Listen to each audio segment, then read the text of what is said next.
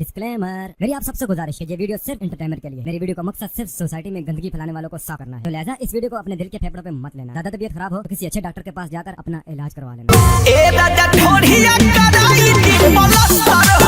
ए भौजी एगो काम कर, अपन ढोड़िया प्लास्टर ना कराव, अपन गड़िया प्लास्टर कराला तोहर बहन चुद नहीं।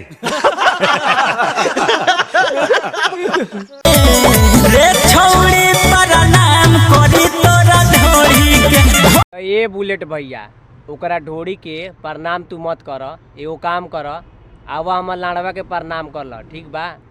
बड़ा हरामी हो बेटा।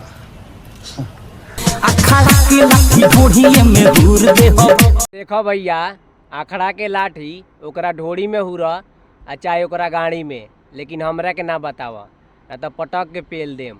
कौन है ये लोग? कहाँ से आते हैं?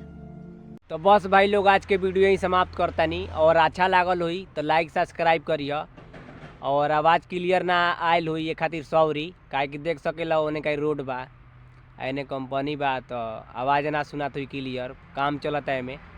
आज हम छुट्टी में बानी भाई लोग, कल से काम हुई, और बाहर जीव तो मोबाइल छीन लियन सा। हम दुख के बात बताओ, बाहर में आगल बानी तो बहुत प्रॉब्लम होता है यार, तुनी से क्या बताई। तो सपोर्ट कर हमरा के यार, बहुत तकलीफ में बानी। तो जात कहता चैनल सब्सक्राइब करिए, तब तक के लिए बाय, कल मिलल जाई।